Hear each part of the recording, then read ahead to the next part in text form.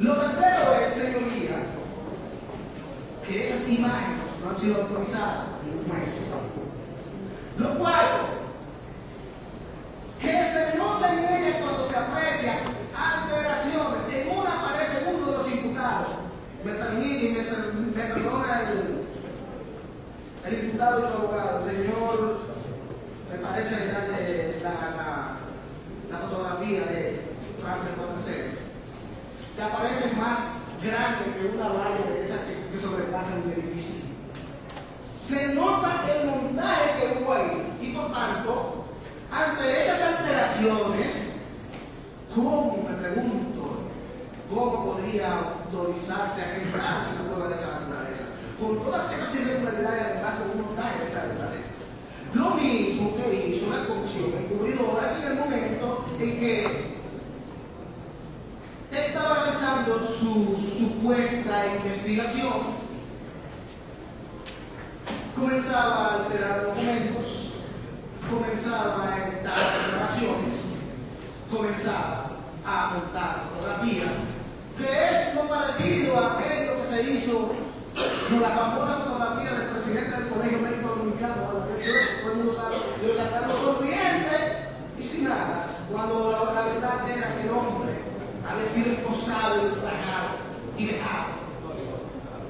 Lo mismo que se hizo, señorita, con el famoso video donde supuestamente un representante del Ministerio Público estaba aquí produciendo dinero en un allanamiento.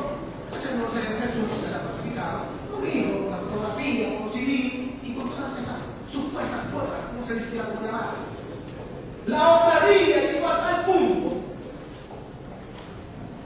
que comenzaron a falsear imágenes, a falsear grabaciones, a falsear documentos, borrando documentos de papel y poniendo datos encima de eso.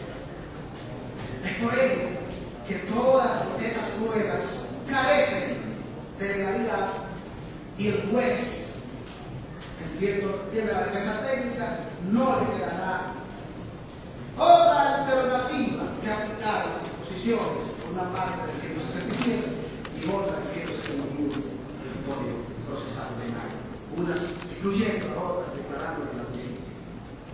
Y cuando hablamos de esas irregularidades que tienen las grabaciones, las supuestas llamadas, el Ministerio Público en un momento dado, con algunos de los imputados, presentaba aquí certificaciones donde constaba quién eran los propietarios de esos números. Pero nos preguntamos, ¿por qué con el imputado Noel Martínez Villalón no ha podido presentar una sola certificación donde conste que es propietario de algún número o que ha utilizado algún número? Porque no es más que un invento. Debió presentar una certificación de una entidad, sea privada o sea pública, donde conste que un número de esos que estaba siendo utilizado o que era propiedad de Martínez. No lo hace porque son invenciones, es fruto de la imaginación creativa de aquellos miembros de la comisión encubierta. De modo pues que en cuanto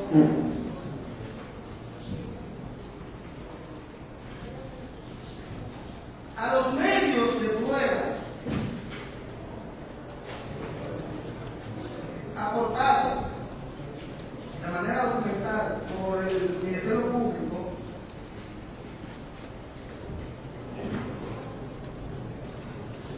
las 5 pruebas documentales deben ser excluidas porque ninguna reúne los requisitos de legalidad necesarios para ser acreditados.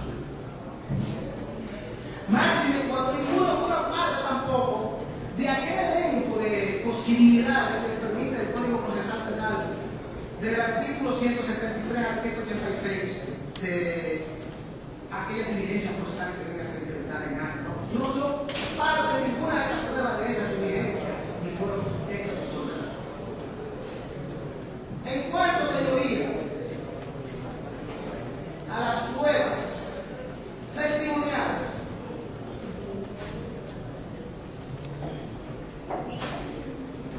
que están en el escrito de la acusación, existe un solo testimonio ante nosotros, no hacemos objeción, que es el testimonio del Señor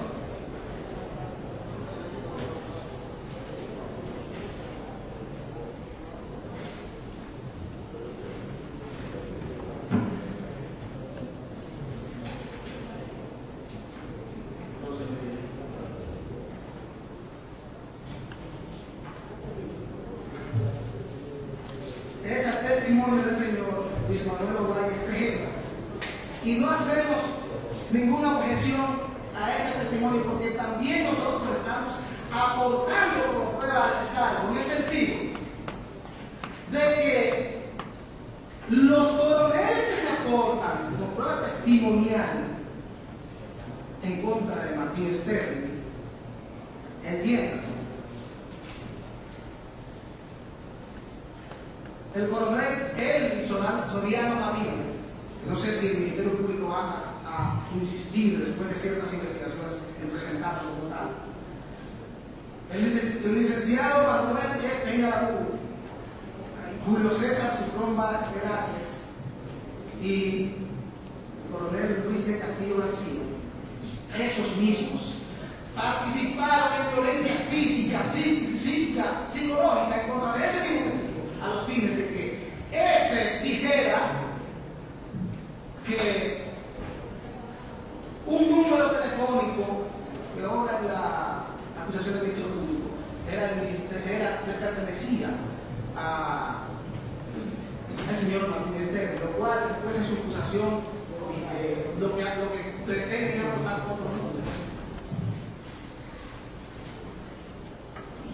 Y en ese sentido nosotros aportamos ese testigo para probar que esos otros testigos que están ahí son unos testigos perjudiciales que su investigación incluso llegaron a ejercer violencia, con el único propósito de que nuestro representado se vea incluido en el llamado y famoso caso Paya.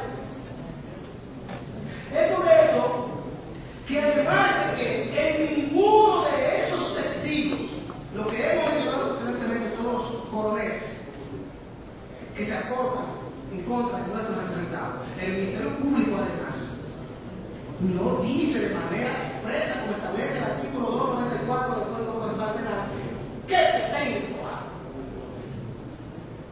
Y ante esa carencia, por sí sola esa carencia es suficiente para que la declaración de los mismos sea o excluida o declarada inadmisible conforme al 171 del texto legal. Pero más que eso, señoría, esos testigos,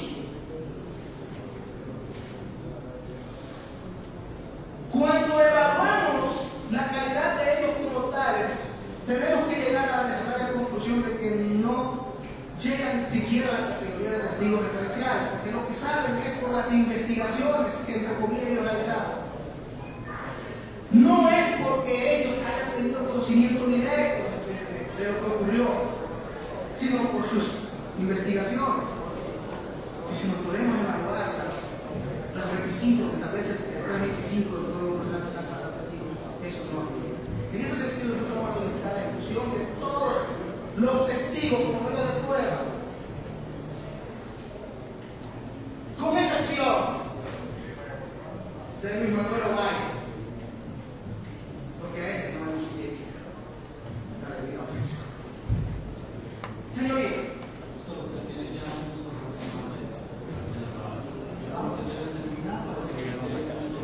sí, me ha